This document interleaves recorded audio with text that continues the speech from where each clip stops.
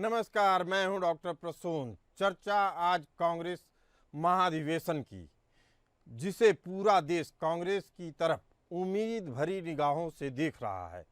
इस महामंथन से कांग्रेसी कार्यकर्ताओं को क्या उम्मीदें हैं, कांग्रेस के आला कमान का क्या संदेश है अपने कार्यकर्ताओं और वोटरों के लिए, अपने कार्यकर्ताओं में कैसे उम्मीद की किरण भरेंगे, इसी पर आज हम चर्चा करेंगे। बिहार, असम सहित कई राज्यों में इसी साल चुनाव होने वाले हैं। मोदी के गुजरात मॉडल को तोड़कर कांग्रेस वापसी की कोशिश में है, लेकिन असल हालात से राहुल गांधी वाकिफ हैं। 7 मार्च को अहमदाबाद में राहुल गांधी ने पार्टी लीडरशिप और कार्यकर्ताओं के साथ मीटिंग की, जहां उन्होंने कहा कि गुजरात में कांग्रेस की लीडरशिप में 2 तरह के लोग हैं, उनमें बंटवारा है।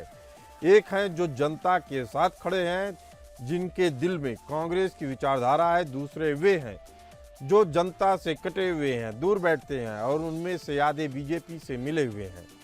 अगर हमें 10, 15, 20 या 30 या 40 लोगों को भी हटाना पड़े तो हम एक उदाहरण स्थापित करके ऐसा दिखा देंगे।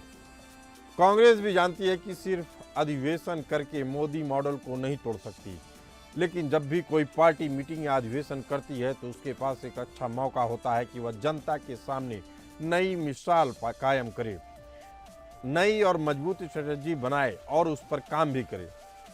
कांग्रेस और बीजेपी में यही फर्क है कि बीजेपी रणनीति बनाकर उसे जगजाहिर करती है, साथ में उस पर जमीनी स्तर पर काम भी करती है, जबकि कांग्रेस के साथ ऐसा नहीं है।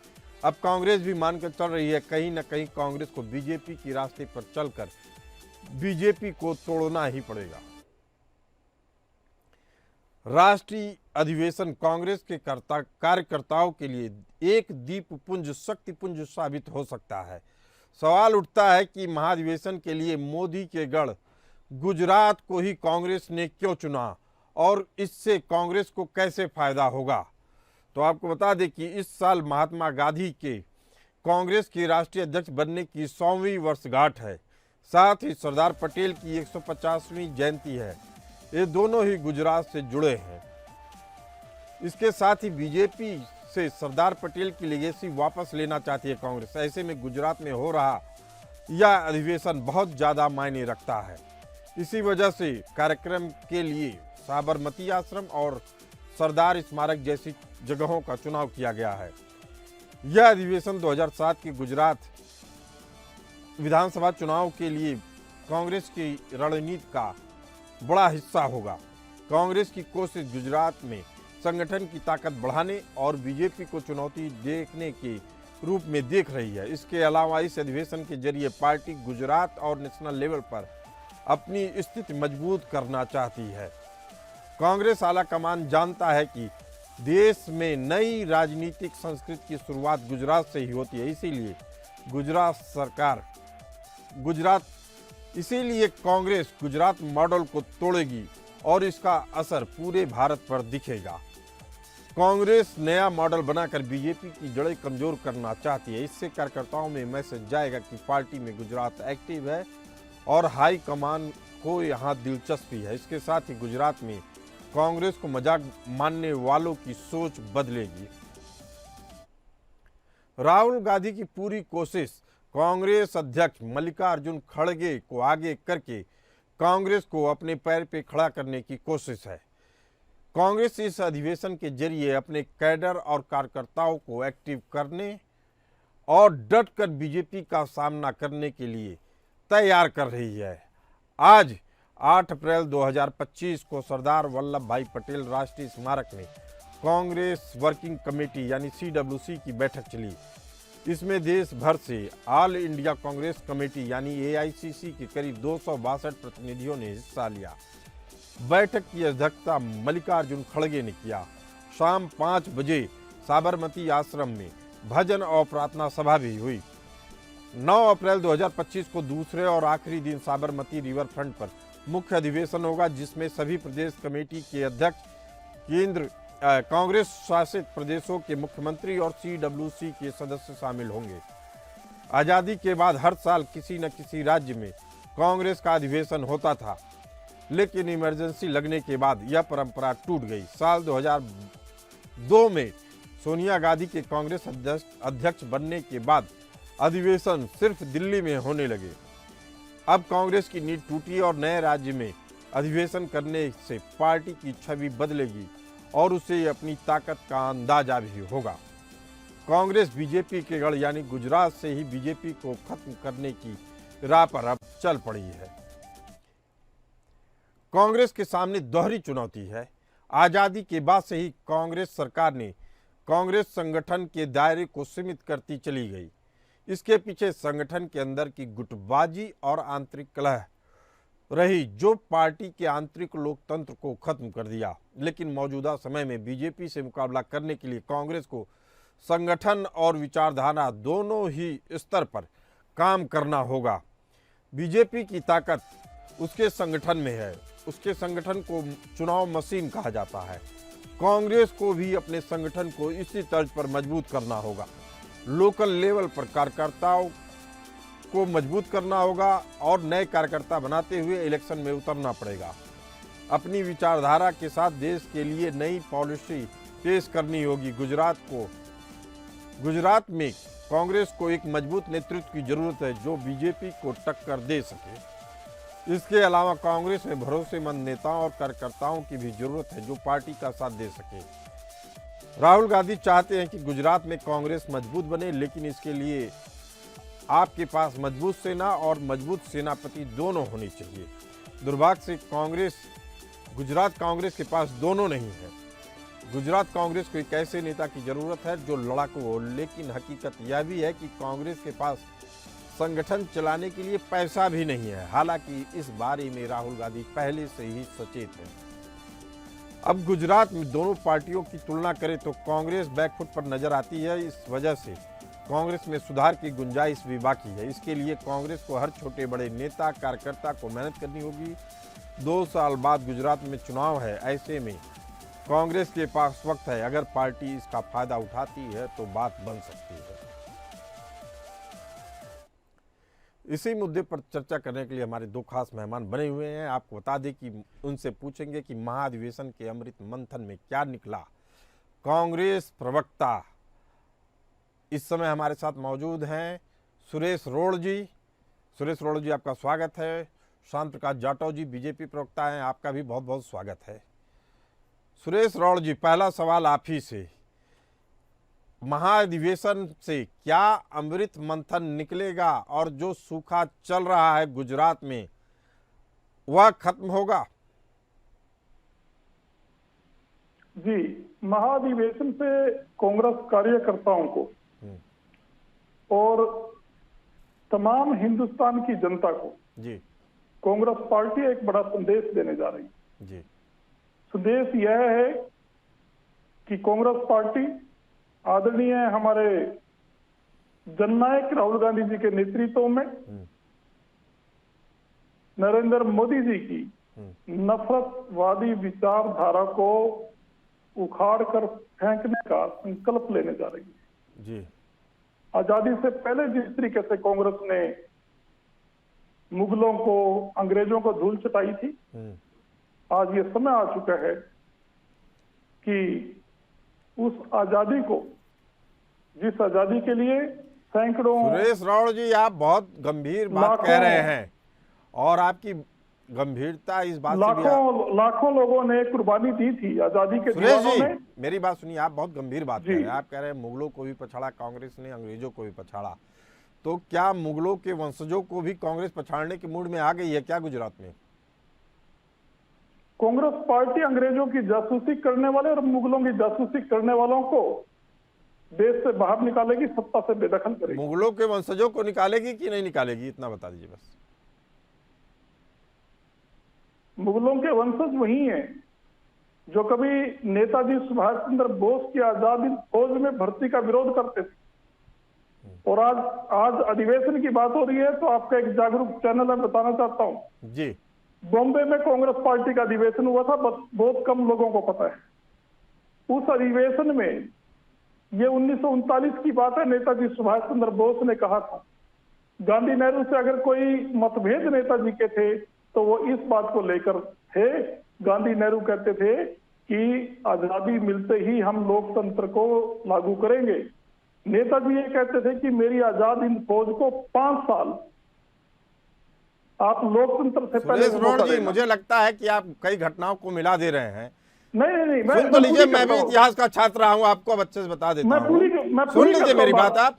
गांधी जी का विरोध इसलिए था चूंकि नेताजी सुभाष चंद्र बोस उनकी लोकप्रियता से काफी आगे बढ़ चुके थे। उनके विरोध के बावजूद, सुन लीजिए मेरी बात, नहीं, उनके विरोध के बावजूद कांग्रेस अध्यक्ष बने और गांधी जी ने साफ कह दिया था कि अगर मैं तभी कांग्रेस की बैठकों में शामिल होऊंगा जब सुभाष चंद्र बोस अध्यक्ष पद से हट जाएं, और मजबूर होकर सुभाष चंद्र बोस को इस्तीफा देना पड़ा। यह प्रकरण मैं नहीं उठाता, चूंकि आपने उठाया था, इसलिए मुझे इस पे क्लैरिटी देनी पड़ी। बस मेरा सवाल सुन लीजिए सुरेश रौड़ जी, एक सवाल और है कि क्या जब बिहार में, आसाम में चुनाव होने वाले हैं तो गुजरात में महाधिवेशन करके क्या संदेश देने की कोशिश की जा रही है? जी, ये मैं अपनी बात 1 सेकंड में पूरी करता हूं जी। जो आपने बताया वो सही नहीं है। अगर ऐसी बात होती तो मैं अपनी बात को प्रमाणित करता हूं एक उदाहरण के द्वारा। तो नेताजी की आजाद हिंद फौज में गांधी ब्रिगेड, अरे आजाद हिंद फौज 39 में नहीं बनी थी सर। नहीं, बाद में बनी। बाद में बनी तो फिर वो मुद्दा ही नहीं है। अभी हम लोग खैर इस डिबेट पे आ जाते हैं। और नेहरू ब्रिगेड नहीं होती। नेताजी ने सिर्फ एक बात कही थी, मैं उस बात को पूरी करता हूं, फिर आगे मैं आपके सवाल का जवाब देता हूं। नेताजी ने क्या कहा था कि जो अंग्रेजों की जासूसी करने वाले लोग हैं, इनके कीटाणु दोबारा से जोर मार सकते हैं और ये देश को गुलामी की ओर ले जाएंगे। मुझे 5 साल इन लोगों का इलाज करना जो मेरी आजादी की दीवानी आजाद हिंद फौज सेना का विरोध करते हैं। आज दुर्भाग्य से वही लोग सत्ता में हैं जो नेताजी ने उस समय पहचाने थे। ये वही अंग्रेजों की जासूसी करने वाले लोग हैं। मैं तो दाद देता हूं नेताजी की दूरदृष्टि को कि आज वो हमारे मध्य में नहीं है। का इतिहास पढ़ेंगे तो कांग्रेस को भारी पड़ जाएगा। सुरेश रौड़ जी, आप फिर गलत रास्ते पे जा रहे हैं। मैंने अभी कई बातें अभी खोलना शुरू करूंगा तो कई चीजें आपके ऊपर भारी पड़ेगी। महाधिवेशन पे हम लोग रहते हैं सुरेश रौड़ जी, महाधिवेशन पे रहते हैं। चुनावी राज्यों को छोड़ के गुजरात में अगर कांग्रेस महाधिवेशन कर रही है गुजरात में, तो आपको नहीं लग रहा है कि एक बड़ा संदेश दे सकती थी बिहार में करके या असम में करके?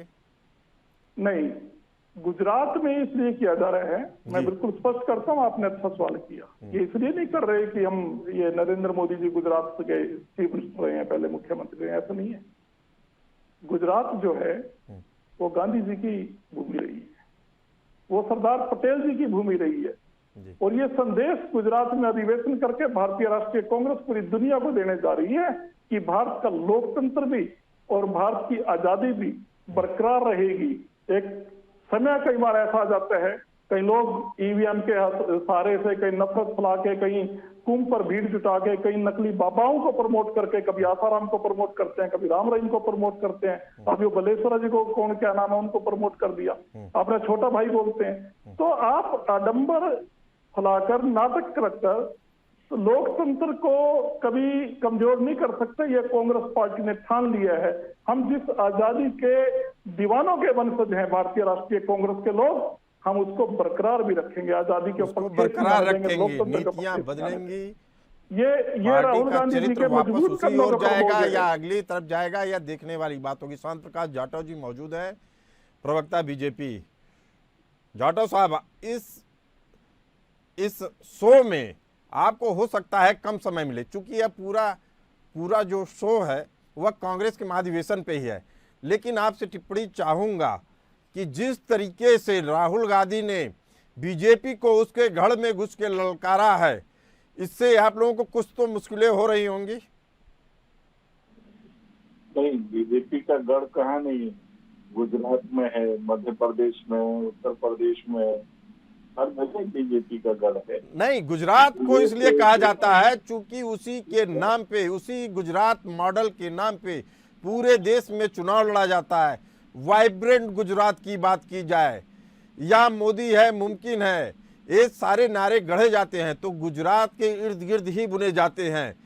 2014 में गुजरात में स्पेशल इकोनॉमिक जोन की बात हुई, SEZ की। 2009 में स्पेशल इन्वेस्टमेंट एरिया बनाया गया। इसी के जरिए गुजरात में बड़े प्रोजेक्ट मिले, make in India, ease of doing business जैसे कैंपेन शुरू किए गए जिसमें गुजरात मॉडल की झलक मिलती है। इसीलिए हमने कहा कि आपके गढ़ में घुस के अब चुनौती दे रहे हैं। जी, और वही गुजराती मोदी जी जो है उत्तर प्रदेश में आ गए। आज उत्तर प्रदेश भी जो है दूसरे नंबर की इकॉनमी बन गया है भारत में। तो सही मायने में ठीक है, इनका ये डिवीजन है, महाधिवेशन है, और बहुत लंबे समय के बाद अभी आप लोगों की मैं बात से ध्यान में आया कि काफी लंबे समय के बाद वे इकट्ठा हो रहे हैं, और सही मायने में इकट्ठा होने की आवश्यकता भी है। कुछ प्रशिक्षण प्रोग्राम भी चलाने की आवश्यकता, क्योंकि कहीं भी किसी भी रूप में जनता के बीच में काम करने का इनका कोई भी मैंने देखा कि कहीं कोई जमीनी स्तर पर काम करते हैं। सब राहुल गांधी जी के आगे पीछे ही सारा मसला चल रहा है। अभी जो प्रवक्ता हैं उनका ज्ञान जो है वो क्या नाम है, सुरेश जी, संत प्रकाश जाटव जी, निजी टिप्पणियों से बचिए, रिक्वेस्ट है मेरी, निजी टिप्पणियों से बचिए। और इसके अलावा उन्होंने अपने जो बात कही, जो वक्तव्य दिया, उसमें कहीं भी मल्लिकार्जुन खड़गे जी का नाम का जिक्र ही नहीं किया, जबकि वो इनके राष्ट्रीय अध्यक्ष हैं। तो सही मायने में कांग्रेस को अभी बहुत कुछ काम करने की आवश्यकता है। कहीं भी नहीं रहे, सिर्फ 2-3 राज्यों में इनके सरकार रह गई है, तो इन्हें काफी संघर्ष करना पड़ेगा, बहुत मेहनत करनी पड़ेगी, और बहुत मेहनत करनी पड़ेगी। सुरेश रौड़ जी, हमने अपनी रिपोर्ट में भी दिखाया है कि किस तरीके से संगठन और विचारधारा दोनों का जो विलोप हुआ है उस पे कांग्रेस जमीनी स्तर पे काम करना शुरू कर दी है। राहुल गांधी ने खुले तौर पे स्वीकार कर लिया। ये इंडी अलायंस को लेकर के आगे चल पाएंगे, क्योंकि जहां भी ये इंडी अलायंस को लेकर चलेंगे वहां पर सेकंड नंबर पे खड़े रहेंगे, और यदि अकेले खड़े होंगे तो फिर ये पहले नंबर पर जो है अपनी स्थितियां बना पाएंगे। अभी इनकी स्थिति जो है ना, इंडी अलायंस के साथ में लेकर के चलने से ये जो है अपनी स्थिति जो है दूसरे राज्यों में ढूंढ रहे हैं। तो देखते हैं कि कोई निर्णय लेते हैं, किस प्रकार से ये निर्णय लेते हैं, और आगे संत प्रकाश जाटव जी, चूंकि गुजरात को चुनाव महाधिवेशन के लिए चुना गया है, चुनाव भले से 2 साल बाद है, लेकिन गुजरात से बड़ा मैसेज देने की कोशिश है पूरे भारतवर्ष में, कांग्रेस के वोटरों को, कांग्रेस के कार्यकर्ताओं को। सुरेश रौड़ जी हमारे साथ मौजूद हैं। सुरेश रौड़ जी, मैंने आपसे सवाल पूछा था, उसका जवाब। जी जी, देखिए, संगठन का साल है ये कांग्रेस पार्टी के लिए। आने वाले समय में शायद 2025 में, जहां तक मेरी जानकारी है, 10 महीने तक कोई अगला चुनाव नहीं है किसी प्रदेश में। जैसे हम दिल्ली के बाद से संगठन के ऊपर विचार कर रहे हैं, और तब हमारे नेताओं ने ये कहा था कि 2025 को हम संगठन वर्ष के रूप में मनाएंगे। उस समय में हमारा कर्नाटका में जो एक बैठक चल रही थी, उस समय दुर्भाग्य से हमारे पूर्व प्रधानमंत्री डॉक्टर मनमोहन सिंह हमारे बीच से तब चले गए, तो वो ठीक से संदेश हम पूरे राष्ट्र को नहीं दे पाए, और हमारे सभी बड़े नेताओं को दिल्ली वापस लौटना पड़ा था इस घटना के कारण। मैं ये बताना चाहता हूं कि कांग्रेस पार्टी संगठन को जमीनी स्तर पर लेकर मजबूत करने जा रही है। सुरेश रौड़ जी, और जमीनी स्तर पे मजबूत तो करने जा रही है, लेकिन जब कोई राजनीतिक दल जमीनी स्तर पर पार्टी को, संगठन को मजबूत करती है तो विचारधारा का अहम रोल होता है। एक चीज आपसे समझना चाहेंगे कि कांग्रेस की विचारधारा है क्या? चूंकि बार बार यह सवाल उठता है और कहा जाता है कि राहुल गांधी जी खुद कहते हैं कि हमारी पार्टी प्रेम को बढ़ा रही है, मोहब्बत को बढ़ा रही है, लेकिन यह आम आदमी जानना चाहता है कि किस विचारधारा को लेके कांग्रेस पार्टी आगे बढ़ रही है। जी, कांग्रेस पार्टी की विचारधारा गांधीवादी है, और उसमें पंडित नेहरू की दूरदृष्टा, जैसे उन्होंने औद्योगिक विकास की नींव रखी थी, वो झलकती है। श्रीमती इंदिरा गांधी जी की कुर्बानी है, और श्री राजीव गांधी जी की तकनीकी शिक्षा की मिसाल है। देश को आगे बढ़ाने के लिए जनता को किस मुद्दे पे आप आगे बढ़ाना चाहते हैं?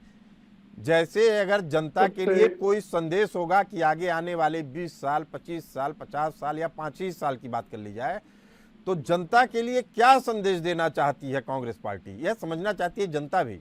जननायक राहुल गांधी जी ने बिल्कुल स्पष्ट किया है। भारत जोड़ो यात्रा में उन्होंने पूरे देश का भ्रमण किया जी। हिंदुस्तान के तमाम पिछड़े वंचित भाई बहनों के बीच में जाकर उन्होंने मिलना और उनसे बातचीत करना एक सरोकार रखा इस बात पे।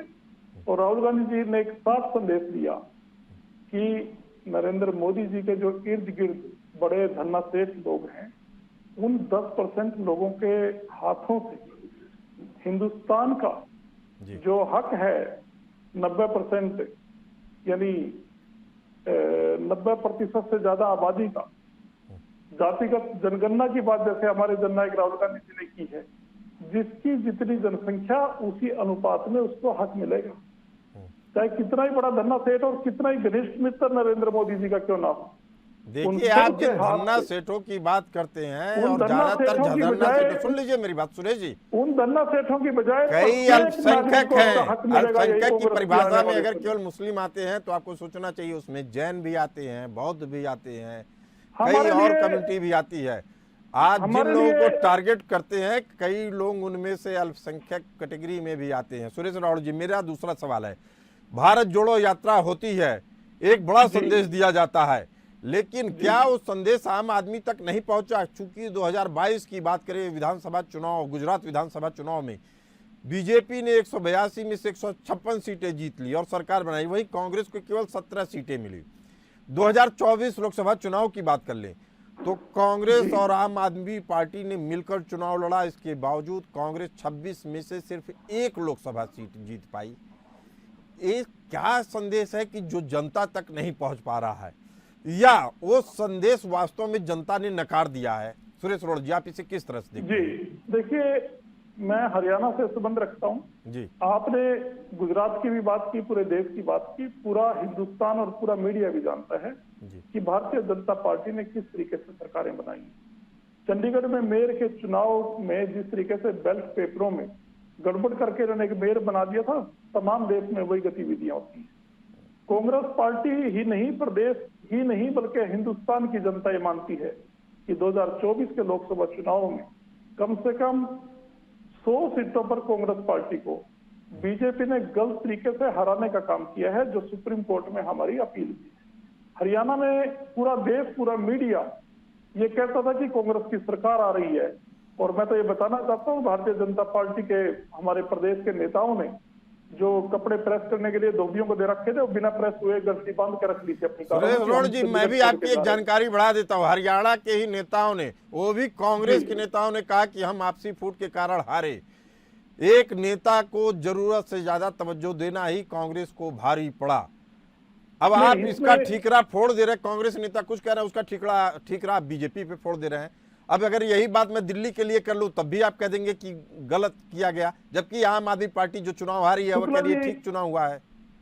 शुक्ला जी, मैं आपको एक बात बताना चाहता हूँ, प्रदेश की जनता में, हम हरियाणा में रहते हैं, मैं ईमानदारी से एक बात बताता हूँ, हरियाणा प्रदेश में जनता को अभी तक भी कागजों में बेशक सरकार बन गई नायब सिंह सैनी जी के नेतृत्व में भारतीय जनता पार्टी की, लेकिन लोगों को हजम नहीं हो रही। वो कह रहे हमने तो कांग्रेस की सरकार बनाई। नेताओं की फूट कैसे मायने रखती है? नेताओं की फूट आप तब कह सकते हो कि जब हमने 3 चीफ मिनिस्टर के कैंडिडेटों को कह दिया कि आप भी बनोगे, आप भी बनोगे, आप भी बनोगे, लोगों को में तब कंफ्यूजन होता है। हमने तो ये कहा कि चुने गए विधायकों की राय पे पार्टी हाईकमान फैसला करेगा, मुख्यमंत्री को। चलिए, तो इसका मतलब है जनता ने ही नकार दिया। सुरेश रावत जी, जनता नहीं, जनता के मैंडेट को आपको स्वीकार करना पड़ेगा, आप इनकार नहीं कर सकते हैं। और ये संदेश केवल एक जगह से नहीं चल रहा है, आप देखेंगे कि पूरे भारतवर्ष में इसी तरह का ट्रेंड चल रहा है। और अगर इस ट्रेंड में कोई गड़बड़ी होती है तो वहां होती है जहां रीजनल पार्टियां सत्ता पे काबिज होके अपनी विचारधारा को प्रभावित कर चुकी हैं। जैसे तमिलनाडु की बात कर ली जाए, केरला की बात कर ली जाए, वहां तो बीजेपी नहीं घुस पा रही है, वहां तो ईवीएम चल रहा है वहां भी और यहाँ भी, लेकिन आप केवल कह रहे हैं कि हमारे इलाके में जो रिजल्ट आ रहा है वही गड़बड़ है। जी नहीं, मैं बताना चाहता हूँ, 37 सीट कांग्रेस पार्टी ने जीती, कम से कम 20 सीटों को प्रभावित किया। मैं बिल्कुल तथ्य के आधार पे, आपने अच्छा सवाल किया, मैं सिर्फ 1 सेकंड में जवाब देना चाहता हूँ। 5 तारीख को भारतीय राष्ट्रीय कांग्रेस ने चुनाव आयोग की वेबसाइट से डाटा शेयर किया, और फिर उसके बाद वही चुनाव आयोग 7 तारीख को कोई और डाटा शेयर करता है, वो भी हमारे पास आया। पहले था 61.90, फिर था 67.19। इस पे डिबेट हो चुकी है चुनाव के बाद भी, और चुनाव आयोग का भी पूरी तरीके, सुन लीजिए मेरी बात, चुनाव आयोग का भी जवाब आ चुका है, पूरा देश इन बातों को सुन चुका है और जो आपके ही नेता थे, कांग्रेस के बड़े नेता, शुरुआती 3 नेताओं में से, उन्होंने कहा कि हमने तो पहले ही राहुल गांधी जी को बता दिया था कि यही हालात होने वाले हैं। शांत प्रकाश जाटव जी मौजूद हैं। शांत प्रकाश जाटव जी, बीजेपी राहुल गांधी के इस महाधिवेशन को कितनी गंभीरता से ले रही है, देख रही है? शांत प्रकाश जाटव जी। देखिए, कांग्रेस को मैं नहीं समझता कि अब जनता भी जो है सीरियसली लेती है, क्योंकि जनता ने जिस तरीके से इनको नकार दिया है और वहां पर नकार दिया जहां पर ये अपने आप को ठोस जीता हुआ मानते थे। अभी जो हरियाणा के हमारे साथी जो बोल रहे हैं, बिल्कुल ठीक बात है। इतना इनको कॉन्फिडेंस था हरियाणा को लेकर के कि ये मान करके बैठे हुए थे कि हर हालत में जो है बूढ़ा परिवार जो है वो वहां पर एक बहुत बेहतरीन जीत हासिल करेगा। और अल्टीमेटली आप देखो, जनता ने वहां पर इनको सिफर दिखा दिया, बिल्कुल कायम कर दिया। लेकिन बात कहाँ कांग्रेस महाधिवेशन की हो रही है? उस महाधिवेशन से कांग्रेस एक अंगड़ाई लेगी? कांग्रेस के कार्यकर्ताओं को यह भरोसा है और कांग्रेस के नेताओं को भी भरोसा है कि गांधी परिवार का मैजिक कायम है, राहुल गांधी दोबारा लौटेंगे। और इसी भरोसे के साथ कांग्रेस महाधिवेशन में काफी जोश खरोश देखा जा रहा है। कल का दिन बाकी है, देखते हैं क्या संदेश आता है कांग्रेस की तरफ से। आप दोनों चर्चा में आए, आप दोनों का बहुत बहुत धन्यवाद। फिलहाल इस चर्चा में इतना ही, हमें दीजिए इजाजत। चलते रहिए पे न्यूज के साथ।